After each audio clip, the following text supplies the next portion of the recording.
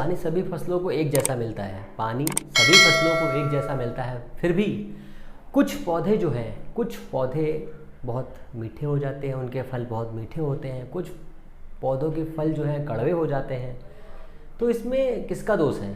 इसमें किसका दोष है? तो इसमें दोष है जो लोग ये सोचते हैं कि मनुष्यता जो है, ह्यूमैनिटी जो है वो चेंज हो सकती है। ऐसे ही हर चीज़ का भी एक नेचर है, अपने हिसाब से वो जी सकता है, कर सकता है, सब कुछ अपने जैसा ही है। फिर भी लोग क्या करते हैं, अपने हिसाब से न जी करके दूसरे को दिखावे के रूप में ही जीते हैं, और ऐसा नहीं करना चाहिए। सिर्फ़ और सिर्फ आपको मेहनत करनी चाहिए, और वो मेहनत अपने लिए करनी चाहिए जिससे आपकी ज़िंदगी में कुछ वैल्यू ऐड हो सके, वैल्यू ऐड हो सके।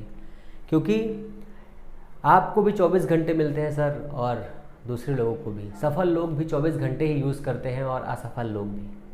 सो आपको सिर्फ़ और सिर्फ मेहनत करके अपनी हर एबिलिटी को आगे लेके जाना है। नमस्कार दोस्तों, मैं हूं प्रदीप, और आप देख रहे हैं आपका अपना यूट्यूब चैनल फ्यूचर गोल्स, एक कदम सफलता की ओर, जो आपको ले जाएगा आपकी मंजिल की ओर। आज हम लोग डिस्कस करेंगे फोर्स।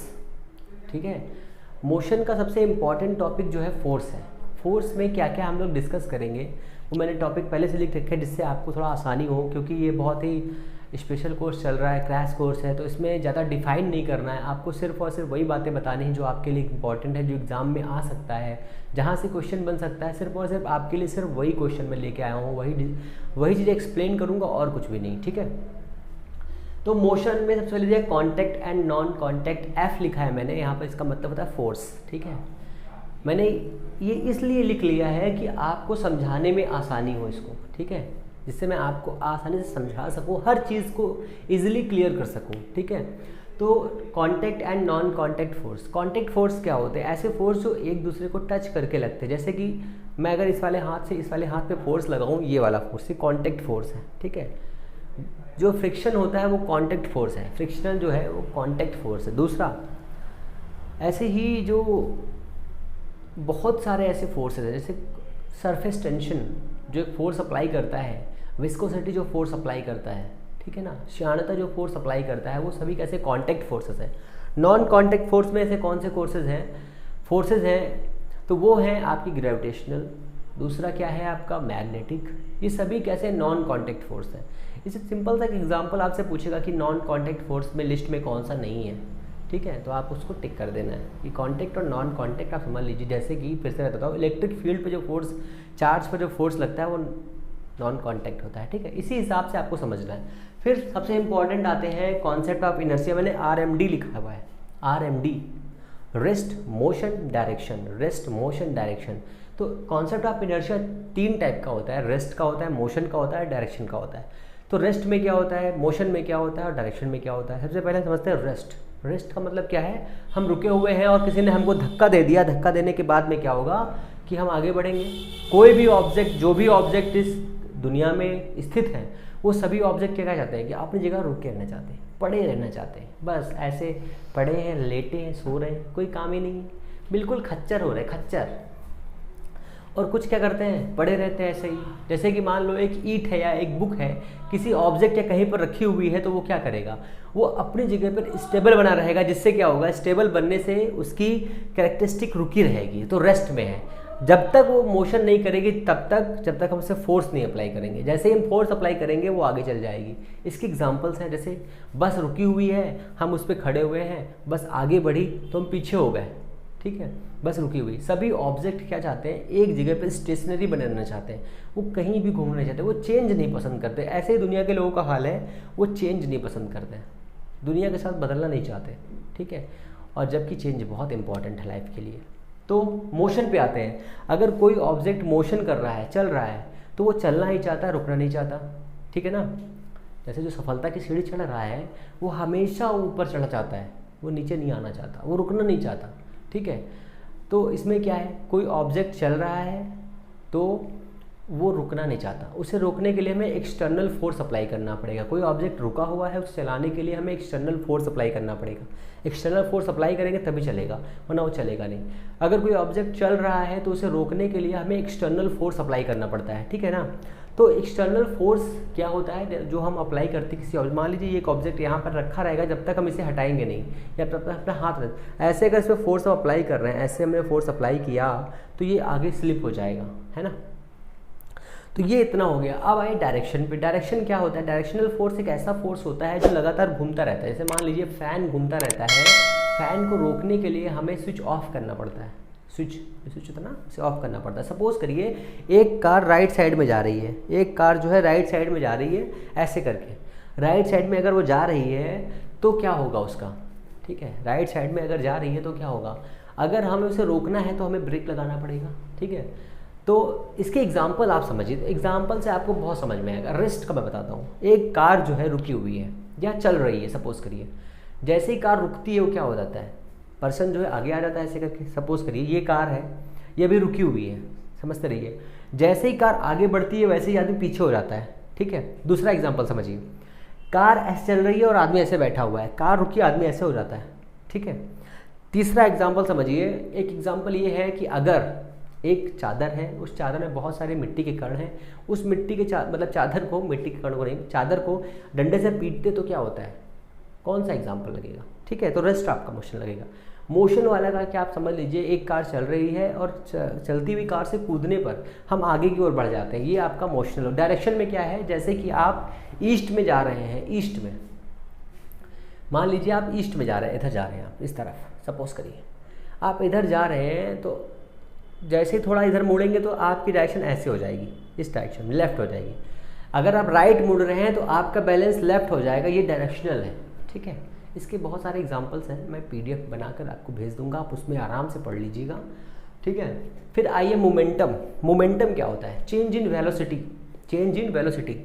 मोमेंटम का एग्जाम्पल क्या है, change in velocity. Change in velocity मतलब वेग परिवर्तन। जैसे ही वेग परिवर्तन होता है किसी भी ऑब्जेक्ट में, सपोज करिए मैं समझाता हूँ आपको, दो कॉन्सेप्ट तो खत्म हो गए, मैं आपको सब कर देता हूँ। तो ये आपके हो गए दो कॉन्सेप्ट। इन कॉन्सेप्ट से इस वाले एग्जाम में बस एक क्वेश्चन ये बनेगा, रेस्ट या मोशन का बन सकता है, बाकी इनसे तो क्वेश्चन नहीं बनते। हालांकि एग्जामिनर का कुछ पूछो मत, वो कहाँ से क्या पूछ लें पता नहीं, है ना। पर इस मोमेंटम से तो क्वेश्चन बनेगा। तो कैसे क्या होना है देखो समझिए। एक ऑब्जेक्ट है, ये ऑब्जेक्ट है हमारा, ये एक एम ऑब्जेक्ट है, सपोज करिए इसका मास है एम। अब यहाँ पर इसकी वेलोसिटी कितनी है, 0 है। अगर हम इस पर एक फोर्स अप्लाई करें, एक्सटर्नल फोर्स F, तो यहाँ से खिसक के यहाँ आ जाता है m। अब यहाँ पे इसकी वेलोसिटी है u से v हो गई, ठीक है, कुछ वेलोसिटी हो गई। जब से स्लिप हुआ है तो उसकी मान लीजिए 2 मीटर पर सेकेंड वेलोसिटी है इसकी। अब कैसे क्या हुआ, तो मोमेंटम शुरुआत में इसका कितना था, 0, पर यहाँ पहुँचते इसका मोमेंटम कितना हो गया, 2m। अगर ये 2 kg का हो तो यहाँ पर मोमेंटम इसका कितना है, 0, और यहाँ पर इसका मोमेंटम कितना हो जाएगा, 2, अगर 2 का है तो हो जाएगा 4 किलोग्राम मीटर सेकंड, ठीक है, पर सेकंड इतना हो जाएगा 4 का। तो मोमेंटम चेंज हो गया। मोमेंटम क्या होता है, mass multiplied by velocity, P = mv।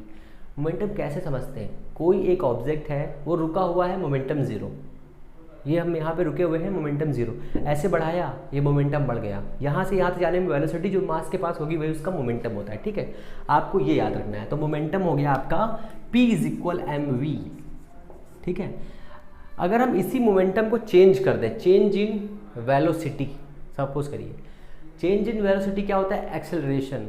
अगर चेंज इन वेलोसिटी एक्सेलरेशन होता है, चेंज इन वेलोसिटी एक्सेलरेशन होता है तो dv/dt क्या हो जाएगा, एक्सेलरेशन, और मास मल्टीप्लाइड बाई एक्सेलरेशन क्या होता है, फोर्स। बस यहीं से आपको खेला समझना है। ये हो गया फोर्स = F,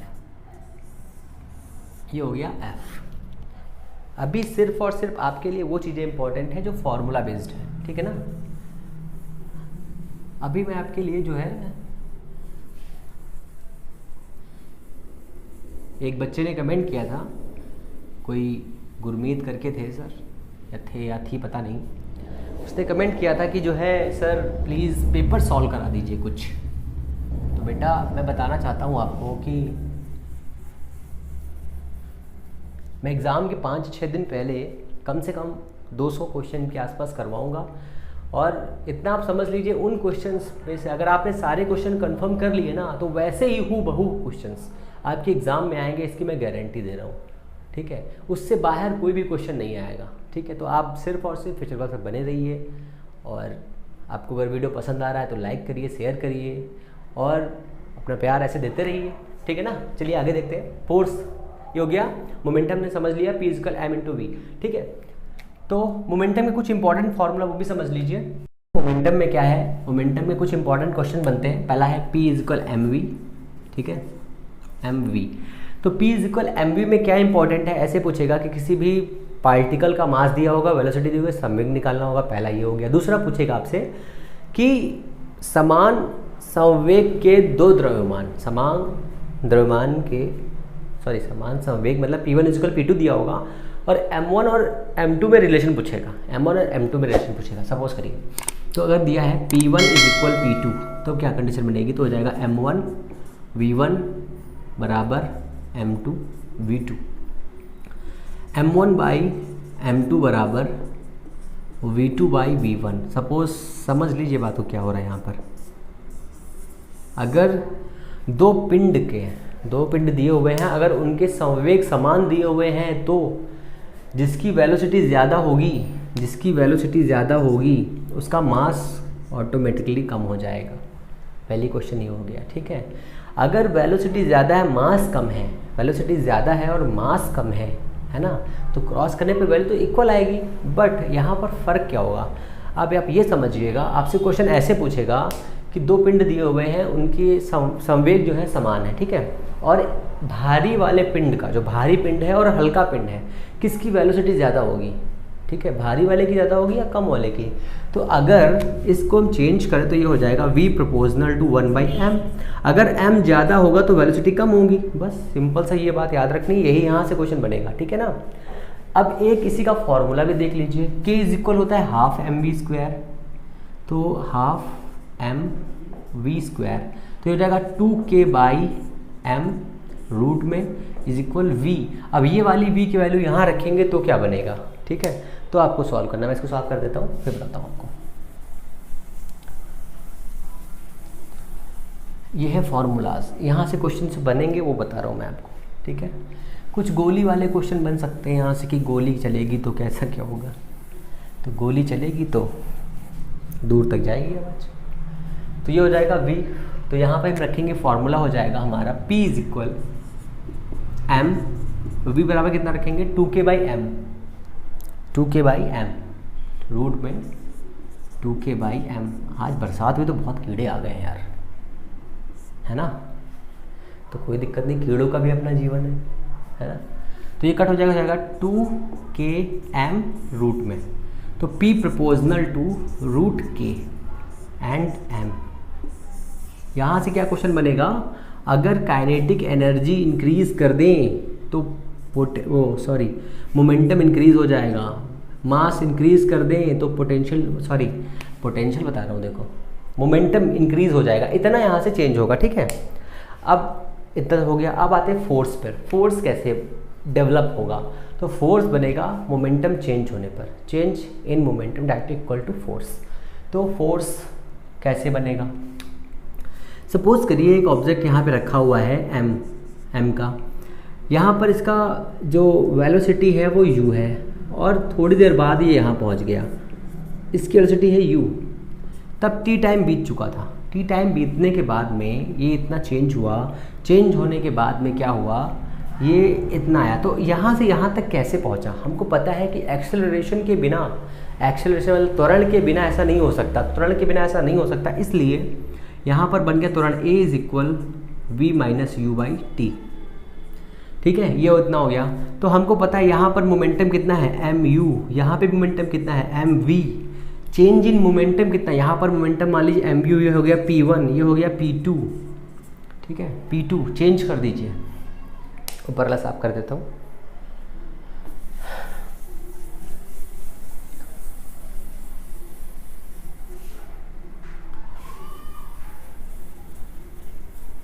ये फोर्स भी हटाओ यहाँ से, इस फोर्स की भी ज़रूरत नहीं है। आज तो कसम से बहुत सारे कीड़े। ठीक है ना, इतना हो गया। आप चलिए आप आते हैं अपने टॉपिक पे। इतना हो गया ना, चेंज इन वेलोसिटी में पहुंच गए हम लोग। उसके बाद में जो है आगे चलते हैं। अब यहाँ पर आइए, मोमेंटम चेंज हो गया इसका, तो चेंज कितना हुआ, m यहाँ पर बराबर तो नहीं लगाया ही नहीं, ये देखिए चेंज हो गया। कितने समय में चेंज हुआ, तो change in momentum delta p by delta t, ठीक है, क्या बनाएगा, m v minus m u by t। शुरुआत में टाइम 0 था, बाद में t हो गया, तो m कॉमन करेंगे, v minus u by t, ये कितना हो जाएगा, a हो जाएगा। अब ये क्या बनेगा, force is equal m a। Question आपसे ये पूछेगा फोर्स का फॉर्मूला न्यूटन के किस लॉ में आता है, सेकंड लॉ में आता है। फोर्स का फॉर्मूला न्यूटन के किस फॉर्मूले में आता है, सेकंड लॉ में आता है, ठीक है, ये आपसे पूछ सकता है। तो ये हो गया हमारा फोर्स का फॉर्मूला। अब फोर्स के फॉर्मूले में बहुत सारे वेरिएशन करके आप बहुत सारी वैल्यूज़ निकाल सकते हैं, बहुत सारे मान निकाल सकते हैं, जिनसे आप आसानी से सब कुछ समझ सकते हैं, ठीक है ना। अब आ जाइए, दूसरा है इम्पल्स। इम्पल्स क्या होता है, इम्पल्स भी जो है चेंज इन मोमेंटम का ही फॉर्मूला है, ठीक है, हालांकि मोमेंटम से ही बनता है। इम्पल्स का मतलब होता है क्षणिक फोर्स लगना, मतलब बहुत ही इंस्टेंट पर किसी जब फोर्स काम करता है तो उसे कहते हैं। जैसे सपोज करिए कि एक कार जा रही है, ऐसी कार होती क्या, ये वीआईपी कार है, ठीक है, कार जा रही और आपने यहाँ पर अपना अंगूठा रख दिया। अंगूठा रखने के बाद में कार ऐसे निकलेगी थोड़े सेकंड के लिए, उतनी देर में आपका सुहा हो जाएगा, ठीक है। तो वो जो छोटा सा टाइम लगेगा वो हो जाएगा आपका impulse. F into delta T is equal P. ये P जो है वो आपका होगा इम्पल्स के बराबर। इम्पल्स की जो है आपसे पूछता है डायमेंशन और यूनिट पूछता है, तो फोर्स का होता है न्यूटन और सेकंड, ठीक है। अगर इम्पल्स की हम बनाएं डायमेंशन, तो डायमेंशन क्या हो जाएगी, तो डायमेंशन हो जाएगी ml माइनस 2 इंटू टी का टी हो जाएगा, तो हो जाएगा ml माइनस 1, मतलब मोमेंटम के बराबर हो जाएगा, ठीक है। इम्पल्स हो गया आपका। अब इस सिंपल से और भी सारे क्वेश्चंस नहीं बनेंगे, सिर्फ इतना ही पूछेगा आपसे, बस और कुछ नहीं पूछ सकता। अच्छा, फोर्स के जो है यूनिट क्या होते हैं, एक न्यूटन होता है, एक डाइन होता है। 1 न्यूटन 10 टू पावर 5 डाइन होता है। 1 newton is equal 10 to power 5 dyne होता है। ये आपसे पूछा जा सकता है एग्जाम में। ऐसे ही हलवा क्वेश्चंस आएंगे एग्जाम में, आप ये समझ लीजिए, ज़्यादा टफ नहीं आने वाले। एक और बचा है लॉ ऑफ कंजर्वेशन। तो लॉ ऑफ कंजर्वेशन क्या होता है, इससे आपसे एक डिफिनेशन पूछेगा या पूछेगा कि कैसे काम करता है, बस और कुछ नहीं पूछने वाला इसमें से आपसे पूछा जाएगा कि बताइए भैया जो लॉ ऑफ कंजर्वेशन है, मतलब रेखीय संवेग संरक्षण सिद्धांत है, वो कैसे काम करता है, ठीक है। तो इसकी डिफिनेशन ये है कि अगर किसी भी ऑब्जेक्ट पर एक्सटर्नल फोर्स अप्लाई ना किया जाए तो नेट मोमेंटम जो है क्या रहता है, बैलेंस या नियत रहता है, ठीक है, कांस्टेंट रहता है। अगर किसी भी ऑब्जेक्ट पर अगर नेट फोर्स या एक्सटर्नल फोर्स काम ना कर रहा हो, मतलब F की वैल्यू 0 हो, तो जो उस ऑब्जेक्ट का मोमेंटम होता है वो क्या रहता है, कंजर्व रहता है। बस आपसे यही पूछेगा इसमें से। मैं थोड़ा सा लिख देता हूँ, जगह तो है बहुत सारी यहाँ पे। तो देखिए मैंने फॉर्मूला पहले से लिख लिया था आपके लिए, ये तो dP is equal dt is equal to F। अगर इस F की वैल्यू को 0 कर दें तो क्या हो जाएगा, dP बराबर 0 हो जाएगा। dP मतलब क्या होता है, डेल्टा P। तो यहाँ पर अगर डेल्टा लेंगे तो P1 माइनस P2 हो जाएगा, अगर dP लेंगे तो P इज इक्वल, अगर डिफ्रेंशिएट करें तो कांस्टेंट हो जाएगा। आपसे यही पूछेगा कि किसी ऑब्जेक्ट पर लगने वाला संवेग नियत किस कंडीशन पर रहता है। नियत उस कंडीशन पर रहता है जिसमें उसकी वैल्यू, फोर्स की वैल्यू 0 होती है, इसलिए फोर्स की वैल्यू 0 कर देंगे, इसलिए जो मोमेंटम होगा, नेट मोमेंटम होगा, वो मोमेंटम कैसा होगा, कांस्टेंट होगा, ठीक है ना, नेट मोमेंटम कांस्टेंट होगा, ठीक है। अच्छा, अब आगे क्या है इसमें, अब आगे जो है मिलते हैं हम लोग नेक्स्ट वीडियो में। अगर आपको वीडियो पसंद आ रहा है तो देखिए, बहुत प्यार से देखिए, कमेंट करिए, शेयर करिए, और मैंने आपके लिए एक प्लेलिस्ट बना के रखी है, उस प्लेलिस्ट पे जा कर के सारे वीडियो सीक्वेंस से पड़े हुए हैं, ठीक है ना। आपको एग्ज़ाम ओरिएंटेड सारे के सारे टॉपिक मिलेंगे, उसमें एक भी एक्स्ट्रा फैक्ट नहीं बताया गया, सिर्फ और सिर्फ जो आपके लिए इंपॉर्टेंट है, जो एग्ज़ाम में आएगा, सिर्फ वही बताया गया है, ठीक है ना। तो फिर मिलते हैं नेक्स्ट वीडियो में, जब तक के लिए आप वीडियो को पहले लाइक करिए, शेयर करिए, सब्सक्राइब करिए और अपने दोस्तों को ज़रूर शेयर करिए और अपना बहुत सारा प्यार दीजिए। कोई प्रॉब्लम है तो कमेंट बॉक्स में लिखिए। तब फिर मिलते हैं नेक्स्ट वीडियो में। नमस्कार, जय हिंद।